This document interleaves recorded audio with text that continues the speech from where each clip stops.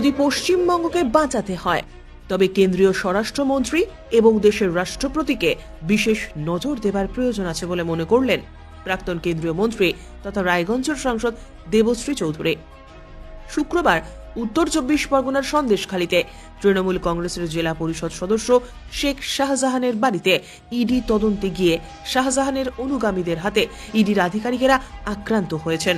শাহজাহানের উন্মত্ত জনতার হাতে আক্রান্ত হতে একাধিক সংবাদ মাধ্যমকে কেন্দ্রীয় তদন্তকারী সংস্থার ওপর হামলা এবং সংবাদ মাধ্যমের ওপর হামলার প্রতিবাদ শনিবার রায়গঞ্জের স্কুল রোডে বিবেকানন্দ মূর্তির পাদদেশে বিক্ষোভ এবং রাজ্যের মুখ্যমন্ত্রী মমতা ব্যানার্জির কুশপুতল দাহ করল উত্তর দিনাজপুর জেলা বিজেপি।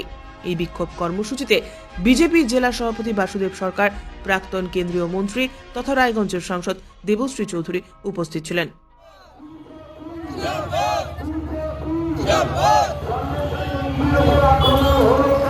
গতকাল উত্তর ২৪ পরগনার সন্দেশখালীতে যখন ইডির টিম গেছিল কোনো একজন ব্যক্তির অবৈধ সম্পত্তির হদিশ পেয়ে, তখন শেখ শাহজাহান যিনি তৃণমূলের ঘনিষ্ঠ, অভিষেক বন্দ্যোপাধ্যায়ের অত্যন্ত ঘনিষ্ঠ, সেই শেখ শাহজাহানের নেতৃত্বে ইডির বাহিনীর উপরে আক্রমণ হয়।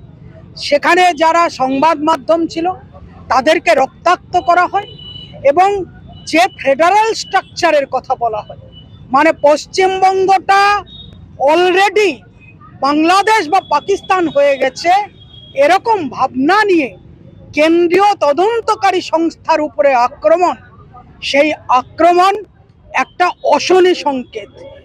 এই আক্রমণ মানে হচ্ছে একটা সিঁদুরে মেঘের ঘটনা, যার থেকে পশ্চিম বাংলায় আগামী দিনে কি হতে চলেছে তার একটা অনুমান গতকাল মিটেছে। এর আগে যখন শাসন, আপনারা শুনলেন উত্তর ২৪ পরগনার শাসন, সেই শাসনে মজিদ মাস্টারের নেতৃত্বে দীর্ঘকাল ওখানে একটা দুর্গ করে রাখা হতো। যত রকম সমাজ বিরোধী, দেশ বিরোধী কাজ ওখানে পৌঁছানো যেত।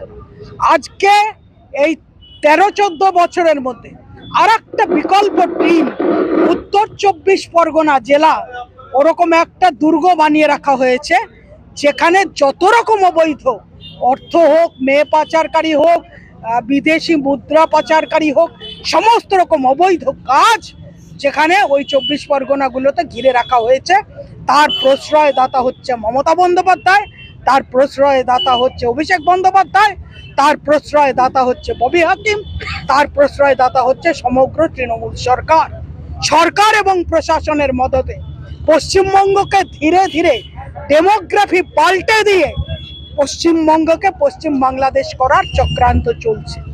সেই ষড়যন্ত্রের, যেটা বলে হিমশৈলের একটা চূড়া, গতকাল সৌভাগ্য বা দুর্ভাগ্যবশত বাইরে প্রকাশ হয়ে গেছে। আর এটাই আমরা গোটা ভারতবর্ষকে দেখাতে চাইছি এবং এর প্রতিকার চাইছি পশ্চিমবঙ্গের জন্য। অনেকে অনেক প্রশ্ন তুলেছেন। আমাদের কংগ্রেসের বরিষ্ঠ বিরোধী দলনেতা সংসদের, তিনি রাষ্ট্রপতি শাসন চেয়েছেন। পারতপক্ষে পশ্চিমবঙ্গের অবস্থা সেই রকম, না হলে আমাদের অজান্তে, আমাদের সমস্ত ব্যবস্থার অবস্থাপনায় সেখান থেকে পশ্চিমবঙ্গটা আমাদের হাতছাড়া হয়ে যাবে। রাষ্ট্রপতি শাসন চাওয়ার অধিকার আমার অন্তত নেই। যারা দেখছেন কেন্দ্রীয় নেতৃত্ব, তারা সজাগ রয়েছেন। আমাদের কেন্দ্রীয় গৃহমন্ত্রী, প্রধানমন্ত্রী, তারা সজাগ রয়েছেন। দিনের পর দিন বলছেন কেন এখানে সিএএ প্রয়োজন আছে, কেন রোহিঙ্গাদের ঢুকিয়ে দিয়ে পশ্চিমবঙ্গের ডেমোগ্রাফি কিভাবে পরিবর্তন হচ্ছে, আপনারা রায়গঞ্জ দেখলেও বুঝতে পারবেন। এই ঘটনাকে আমরা একটা ভয়ঙ্কর অবস্থা দেখছি। রাজ্যপালের প্রকৃত ঘটনা সম্পর্কে কেন্দ্রীয় স্বরাষ্ট্রমন্ত্রীকে অবহিত করা এবং মাননীয় মহামহিম রাষ্ট্রপতিকে তাকে অবগত করার দরকার আছে এবং পশ্চিমবঙ্গ সম্পর্কে আরো অনেক বেশি ধ্যান দেওয়ার দরকার আছে যদি পশ্চিমবঙ্গকে বাঁচাতে হয়। ব্যুরো রিপোর্ট, উত্তরের প্রহরী।